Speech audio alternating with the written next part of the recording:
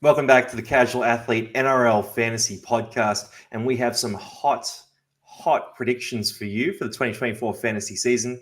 I'm Longy, previous fantasy overall champ, and with me today I've got Rob, who was third place last year. Welcome, Rob. Good everyone. Great to be on board this year. Happy to be a part of the Casual Athlete. Man, love having you on board. We got some expertise with you. So you third place, probably should have been second. You were Yes. in that hunt. I should have got a TV instead of some KFC vouchers, but I went a bit crazy and tried to go for number one, and that's what happens. You come third, but anyway, still a great year last year. So hopefully, trying to replicate that again with yourself and the rest of the crew. Look, man, I'll buy you KFC to pay you for being on the podcast. How about that? That's I've had enough. My wife keeps telling me I've had enough KFC to last me a lifetime, so I have to stop.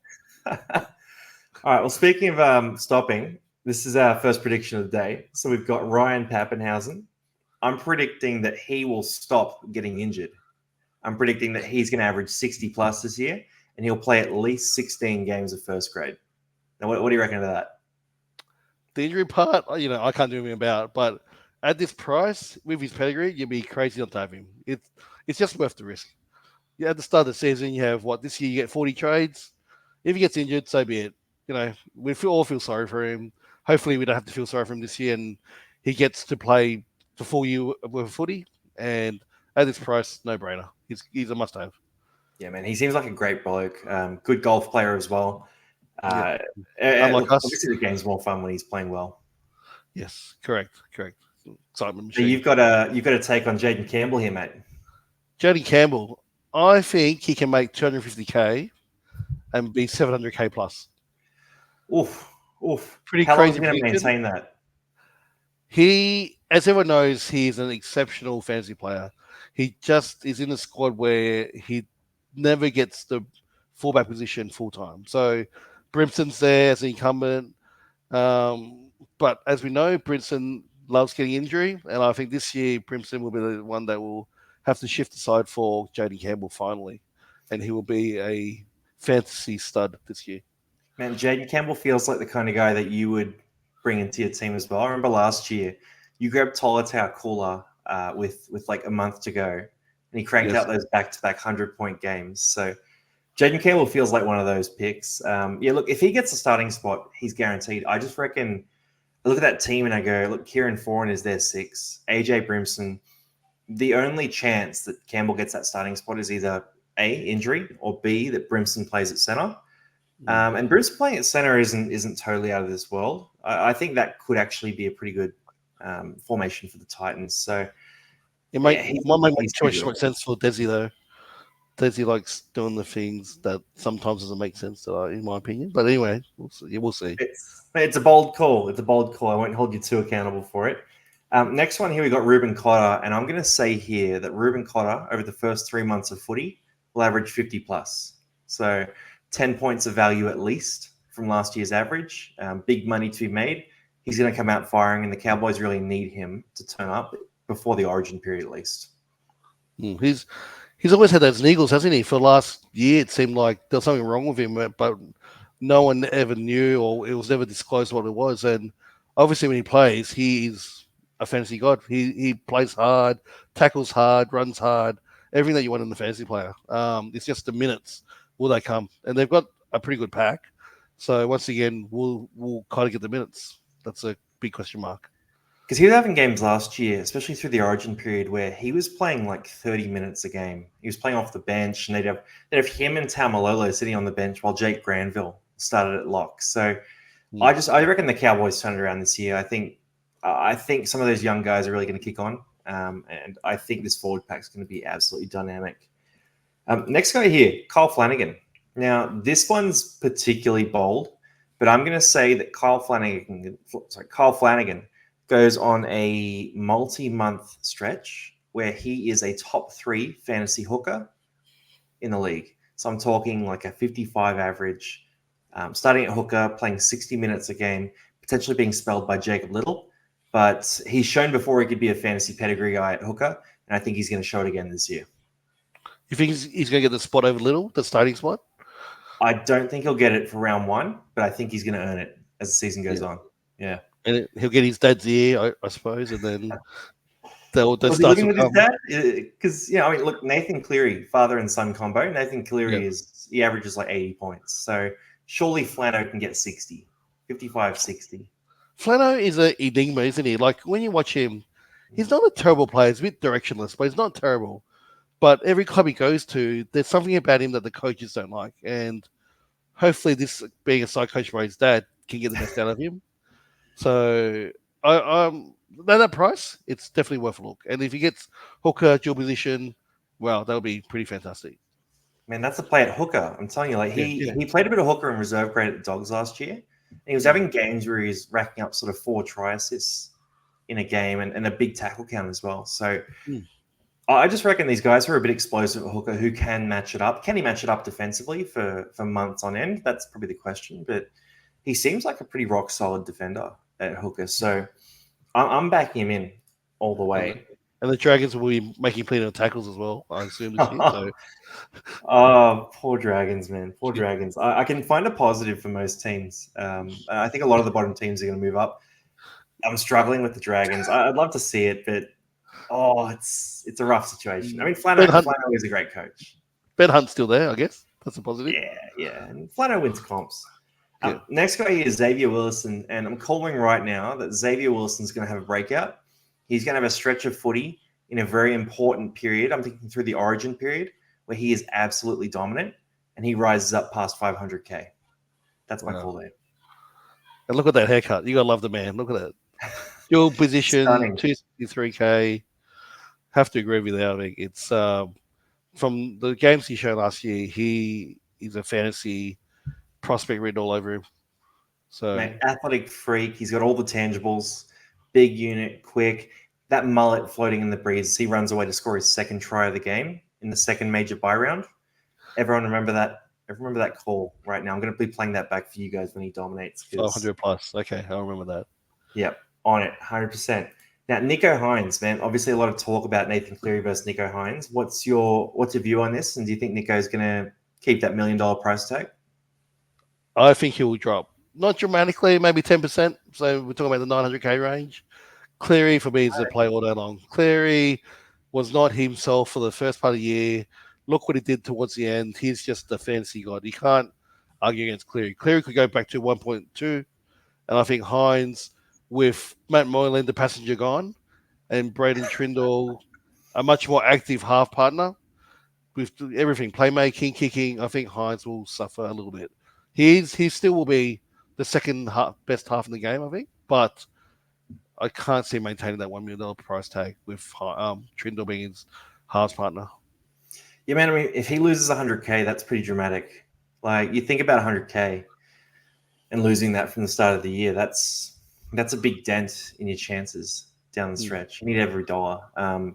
So I agree with you. I think in the 800s, he's going to pop up at some point. He's still going to have his massive games, but when we look at his stats when he plays alongside Trindle versus Moylan, it's consistently a 10-point difference. So it was a 10-point difference last year, and it was a 10-point difference the year before that as well. So, yeah, I think you're right. I do think it'll be good for Cronulla, though. So I think the new sort of structure they'll be playing with Trindle and Hines with the preseason as well is going to be good for them. But, yeah, I agree with you. Skip Hines to start the year. Don't be shy on him in terms of draft leagues, but he's going to lose some cash. Now, a half that you're not skipping, Jamal Fogarty. What do you think of this guy? I think he's going to be a top 5 half this year in fantasy. That's outrageous. That's an outrageous call. Hear me out. We're making big calls, but yeah, all right, go. Tell us what you think.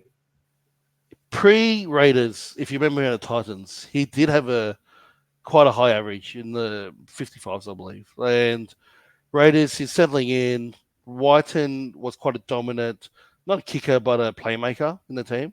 Whiten is gone now. He's the main man. Jamal Fogarty's the main man. Also, Croker is retired. Mm-hmm. So I assume that Fogarty's going to get the goal kicking. So that's another, even though, the Raiders didn't have a great season last year, they're still quite a good attacking team on their day.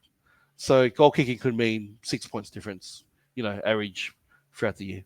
So just on goal kicking alone, I think he's at least 5 points up. And then you've got general play, more kind of controlling the team, more playmaking. equals top 5 half in the game. So I think he can get up to about 750, 800k, around that range.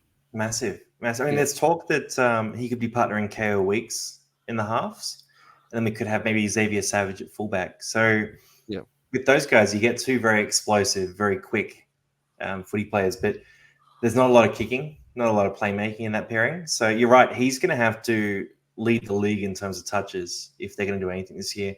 You also get a very good forward pack in Canberra too. So he's behind a strong pack. He's got good edge back rowers. He's got centers and wingers who can score tries.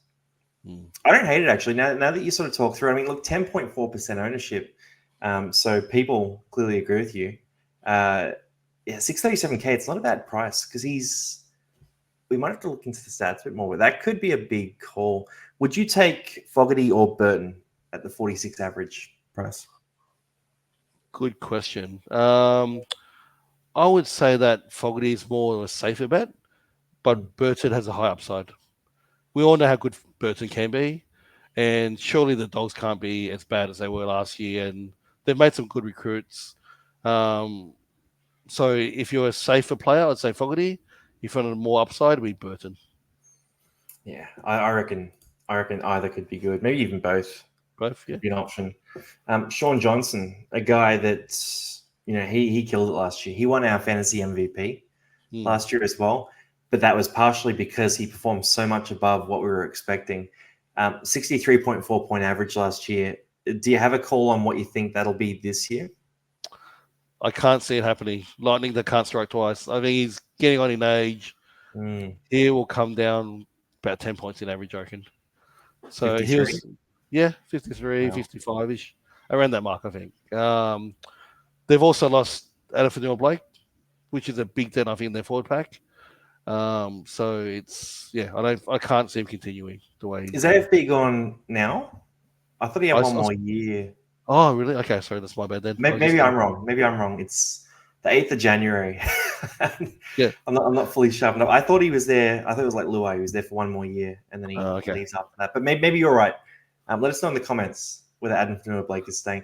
But no, I think you could be right. I mean, look, RTS comes in as well. He's a bit more dominant in terms of getting his hands on the ball as well. Whereas Sean Johnson last year was playing alongside Tamario Martin is like the Matt Moylan of 5'8". He's not going to take any stats away.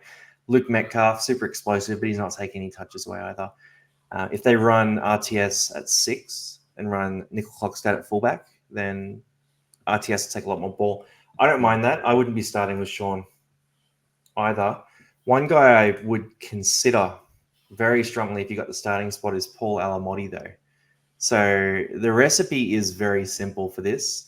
You take a talented outside back, you take them off a side where they weren't getting good ball, and you put them on Penrith or another good team, and their average goes up 10 to 20 points. Paul Alamot, you got a 29.6 average. He showed some upside when he was playing next to Kigau and Josh Adokar. And if he gets a starting spot at Penrith at some point, he's going to crush it. So my call here is that Paul Alamot will be a top 5 center in terms of average scores when he gets a starting spot, which he will in the first 2 months of the season. So by the end of March, he'll get into that starting spot and he won't get dropped after that. He'll have earned his spot by the time whoever gets injured and makes way for him comes back.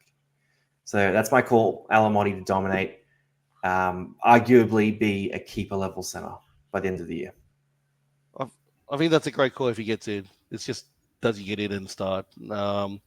It's funny, like you said, with the Panthers, it's nearly like it doesn't matter who they put in. At that price range, you nearly blindly just put them in. And we had a glimpse of him last year, and he's explosive. He can play. He was just in a really bad Dogs team that made him kind of average at times as well. So, yeah. Also his first year, man. Like, you get that second year, he moves on up. He's going to be that guy. I might even grab him in draft leagues, actually, and just draft him late in it, hold on to him, see what happens. Now, Marshall King, you got a big call on this guy? Marshall King, I'm going to say he can average 55 points. So that's a lot. I know that's a lot. He hasn't really done that in the past. Puts him in, say, the top 5 hookers in the game. Oh, don't be shy. Don't be top shy. You were 3, saying top 5. top 3 before we started I've recording. had another think, but yeah, let's say top 3, top 5, right? So I think he last year had lots of injuries. We could tell that Wayne Bennett loves him. He played even when he was injured. Wayne Bennett was still shoving him on, even though they had like Harrison Graham, etc. That could have backed him up sufficiently. He's just coming along leaps and bounds. I think like he wasn't when he first started as a hooker at the Dogs. He was quite ordinary, but now he's like doing a lot more kicking, running. He's quite solid with the tackles. I think he can get up there. But having said that, it's a kind of buy be aware this one because he does have quite a history of injuries, etc. So, yep, I think he can be up there next year. If you're going to buy an injury-prone player, round one's the time, right? Yes, Because if he goes on a tear and you bring him in and then he gets injured, it's another trade to send him out, right? So you get 2 trades at risk there. You start in round 1. He's good. I agree with you. He can average 55. He's not carrying any injuries into the season as well. And if he cops that injury, it costs you 1 trade to move him on. So, yeah, it's not a bad strategy to start the year with these guys who have high upside, can be a bit injury prone. My view is that Reece Robson is the guy who will surge out of that section. So I think Robbo averaged 48 last year. I think he really had a tough stretch towards the end of the season. Again, these Cowboys middles, they had some weird strategies going on there, but I think he'll really pop off. I think come into his own. I think he'll be the guy that surges into, I'm not going to say the top hooker spot, but a top 2 kind of situation where I think Damien Cook might take another step back as well. So it might be Harry Grant then Reece Robson for mine. But we'll see. We'll see how it plays out. Now, Jack Whiten, 532K. Look, he sort of trailed off, 38.7 average. He's going to be playing at center this year. I feel like we're both flipping back and forth on this. Do you think that he'll be a keeper when he gets that center eligibility? I would like to say yes, but I can't say it. Like he has got the pedigree. You know how much of a mongrel he is. Like he looks like a great fantasy player, breaking tackles, etc. But he misses a lot of tackles. He loves that kind of coming in, shoving, like nearly shoulder barging off someone, and then that's a lot of kind of demerits for during the game. But then on the flip side, you got the Rabbitohs, I guess, and they're great attacking outfit. He's one I've been ironing about, honestly. Like I've been sitting on the fence. I would love to see some preseason trials, see what he looks like, how he kind of gels in with the team and what his role is. I still don't know if they've named that center, right? Like they've said he's going to be center, but will he edge up on the edge sometime? Depending on how, and then that could change the whole ball game. I've seen some reports saying he could be on the edge, but mostly it's about the centers. So, mate, if he was the edge back rower, that's almost a Jack Bird stat line. I would expect from him there. Probably a more durable Jack Bird, maybe a little less skillful, a little more physical. That would be very interesting. So if he was at center eligible and he popped up in the, I guess he wouldn't be. He'd be half / edge back row. That's interesting. Yeah, because the other option is there might be a world where they get frustrated with Lockie Ilias and it's Whiten and Cody Walker in the halves, which they're both 6s, but it could happen. Could be anything at Souths, man. They could be top of the table or miss out again, and I wouldn't be that shocked. We're in the pods here, which is so crazy to think about. Daly Cherry Evans, 3.3% ownership. Obviously, a lot of people agree with what I'm about to say here. I think that Luke Brooks joins Manly. I think it's great for Manly. I think they'll play very well as a halves pairing in real life. But I think Cherry Evans loses at least 5 points of fantasy value there. So I'm going to say he drops down to about a 55 average from 63.8 last year. I just think that Brooks is far more dominant than the other half he's played with. So we look at guys like Kieran Foran, Josh Schuster, Cooper Johns, Jacob Arthur. None of these guys are stealing any stats. They're not stealing any kick meters. They're not taking any of those touches. Whereas Luke Brooks is a bona fide dominant half, and he's going to take sort of 30 to 40% of the ball playing responsibilities off DCE. So, 55 average with some very low scores for him this year. Wow, that'll be quite a plummet for DCE, won't he? Because he's always been in the top 3-4 halves in the last few years. Always been a favourite to kind of have towards the back end of the season. So that would be quite quite a big call. I can see what you mean with Brooks because he's quite dominant. I can't see him being the turnstile type of. They didn't buy him for that, right? They didn't buy him to just sit next to DCA and pass the ball along. They want him to use his speed, use his kind of football nous and kicking game. So he definitely would be taking some stats off DCA. And who knows, mate? Maybe if you're right and I'm right, Fogarty might surpass DCE. Is that our big call as a combo here? Let's double down. I'll take that one. Mate, we could get laughed out of the building if this doesn't come true. Another guy I've got here, so a surger here, Joseph Suli. Now, these are very limited statistics, right? We're just looking at 2023. But in 2023, Joseph Suli averaged 50 points when he played wing and 30 points when he played center. Admittedly, he scored at a 0.9 try scoring per game rate. So he nearly scored every game he played basically on the wing. But I think the Chook's going to be very good this year. I think there's a good chance that Suli plays wing and Dan Tupou potentially doesn't make the team with Dom Young on the other wing. I think Joe Suli in real life, he's a top 5 winger and a pretty average center. And in fantasy, it's exactly the same. He's a top tier winger. So, yeah, I think he goes to the wing. I think he averages enough to be a keeper center this year. So let's say high 40s. Yep. I think actually, it's a bold prediction. Let's call it 50. 50 is like quite a good center score. I think definitely on the wing, he's a gun. So, and for that center position, definitely. I think that's a cheeky play there. But my only concern is Dom Young is a prolific try scorer. Will they go to him, on that side as well? But they've got that's a pretty scary wing attack, isn't it? Dom Young on one side and Suli on the other. I think the Roosters have a pretty decent year this year. They'll get a lot more attacking stats than last year for sure. Man, it's an absurd pairing. I mean, Luke Keary probably sets a record for try assists this year. Actually, that could be the bombs to the side, yeah. Man, just chip it out there, yeah. Next guy here, Aiden Caesar. Now, this is a guy I don't think is going to be setting any records. A lot of fantasy shows are talking about buying Aiden Caesar and locking him into your team. I'm not saying that he's going to be a dud at 477k, but I don't think he gets much past 500k. So I think you might be selling him for 520, 530, something like that. I don't think he's going to make a lot of money. I think he's going to be a mid-30s average, and you're paying not too far away from that to get him in. He's historically been that kind of guy, that mid-30s sort of scorer. He's been out of the NRL for about 4 years now. So, yeah, I mean, admittedly, does he goal kick at the Tigers? That kind of helps. So that's an average of 2 points more a game. If he kicks 100%, yeah.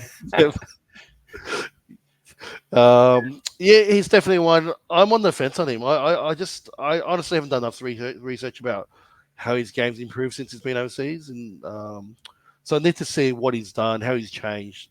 He wasn't. I remember like 4 years ago, he wasn't great. Like he was never fantasy relevant. So I'd love to see how he's changed. Obviously, comes into a pretty bad side, so that doesn't really do him any favors. 477k is very appealing though, for someone that's in theory should be the dominant half. This might be one of those early season, have a punt, make a mistake. After 2 or 3 weeks, he looks not that great, punting kind of deal. Yeah, I mean, he never had those kick meters though, right? So he played next to some pretty average kicking halves in his time in the NRL, and yeah, never was a big kicker in terms of his stats. Like sort of averaged around that 180 meters a game kind of number from what I've seen. But yeah, I agree. I need to look at the stats here a bit too.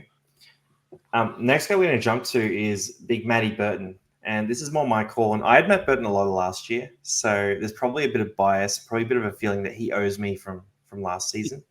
But I think Matty Burton has a massive year this year.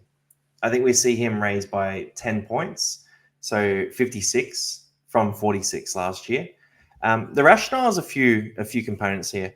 One, I think him trying to play that 7 role and steer the team around is actually holding him back from what his real skill is. And you look at a guy like Dylan Brown. Dylan Brown averages 55 without kicking the ball at all, right? So very strong defensive work rate, very strong running game, and creates a lot of attack with his feet. Matt Burton's not Dylan Brown, but I think he can produce a lot of those similar stats to Dylan Brown. And then you factor in that Matt Burton's also an effective long kicker and also the goal kicker at the Dogs, who theoretically should be better this year with Stephen Crichton coming in, Josh Curran coming in. We've got Viliami Kickow, who played very few games last year, coming back in, as well as some of those young guys like Blake Wilson, even Bronson Jerry sort of stepping in as well. Like, they should be a better attacking team. So in my mind, Burton's a no-brainer to really kick on this year. Very similar to Fogarty in that, you can miss out on these guys if you want to, and you won't lose too much, but I think they're going to be the guys that they go from sort of that mid-600s area into full gun status, and Burton will go past a guy like Trey Evans or maybe a guy like Sean Johnson even. I think there's lots of value in the halves this year, and I know it's not cheap. 642k is not cheap, but Matt Burns has shown what he can do in the past. He does it all right, and when he's on, and he's one of those guys where I always feared not having it. Even though I didn't touch him last season, I would still have that sense of fear, even though he didn't play well at all for the first 2 weeks. Where I know he's going to turn the corner, and he puts that fear in you because he can just have 70 games doing nothing sometimes. I mean, like, yeah, massive bombs, people can't catch them, massive kick meters, just tackle breaks. He does it all. I mean, so he's one I definitely probably will have my side starting this year. I think he's just too good to pass up, and I can't refuse to believe that the Dogs, with what they've done with the recruiting, can be that bad again. So I think the Dogs will be a bit better this year. Man, boatloads of upside there. Now, a guy who's a similar price to him, and this is probably your boldest prediction of the day. I'm going to hand it over to you, Jack Cogger. You're Novocastrian. What do you reckon here? Some would say it's stupid, I think, but my prediction is he will average more than 53. And this is with the caveat is I'm not sure what the half pairing is yet. So you got Gamble and Jackson Hastings there last year. Obviously, Pong is going to be a fullback. So I'm not sure how it plays out with Cogger in that mix. But if he gets a starting halves role, he's shown what he can do at the Panthers. And obviously, I'm not saying the Knights are the Panthers, but he does have a good all-round game. And Cogger was a Newcastle junior. He's back in town now. He's keen to show people what he can do. Good kicking game. May even take the kind of goal kicking from Ponga. He's another half that kind of does it all. He can attack. He can run. He's someone that maybe I'm still kind of thinking from last year where he served me really well during the whole origin period where I had him. And then him and Cleary was kind of like a perfect player I had last year. And I think he really kind of catapulted me last year. And I still am really high on him. So I'm thinking he can do a job at Newcastle. From memory, he was about a 40 average in a very average Dogs side when he was basically a rookie. So that's not bad. Like you take that number and you sort of develop him a bit, even some time at Penrith learning from Cleary. I could see it happening. I could also see him averaging 39 or something like that, or not keeping a spot. There's a lot of risk in this. Okay, I like the prediction. I like the bold prediction. If you're talking about having Matt Burton, would you have Matt Burton and Jack Cogger, or would you need to see something crazy in the trials for that to happen? I'd honestly probably have Burton and Fogarty over Cogger at this stage, which kind of contradicts what I'm saying, but I still think that Cogger has the goods to be a fairly high averaging halfback. Would you take Cogger in a draft league late in the piece? Yeah? 100%. You trust him? I trust him. I think he would average at least what the screen says, 45. I think that's his base. Well, 1.1%, mate. He's a pod. So if someone gets on him, that's spicy. But the biggest pod of the day and the last prediction, Kelma Tuolangi, I'm going to call here that at some point this season, he gets a starting spot for Parramatta. And during that starting period, he averages over 45 points a game. Now, rationale here. I'm going to lay it out for you. Isaiah Papali'i joins Parramatta as a bench player from the Warriors, turns into what he is. Sean Lane, bit of a journeyman. He was at the Dogs. He was at Manly. Comes to Parramatta, does what he did. Bryce Cartwright, famous for being an anti-vaxxer prior to joining Parramatta. He's now an absolute force, right? He's killing it. You look at Jaden Campbell-Gillard, the Panthers paid to get rid of his contract. Absolutely a dominant Parramatta. Brad Arthur and the Parramatta Eels, they're able to turn guys into the best versions of themselves in the forwards. And I think Tuolangi is going to be the same. He's shown glimpses of attacking upside. I'm not saying he's going to be a starter round one, but at some point there's going to be an injury, someone unavailable, whatever it is. And Tuolangi is going to be that guy who's going to step in. If he gets a starting spot, especially if he's been playing off the bench and his price is down in the 300s or the 200s, God forgive, then I'll be buying him straight away. I won't be waiting to watch him. I'll just be buying him in. That's a great rationale because I was about to say my fear with him is why is it that teams let him go? Why is it that the Tigers let him go after one season? Why is it that the Seagulls let him go? But Brad Arthur seems to be the man to turn the bad boys around. So he could be quite a great buy at 421k because we've seen what he can do when he gets the minutes. So, yeah, definitely. Yeah, I mean, you need to get that start right because Para aren't going to rotate their edges.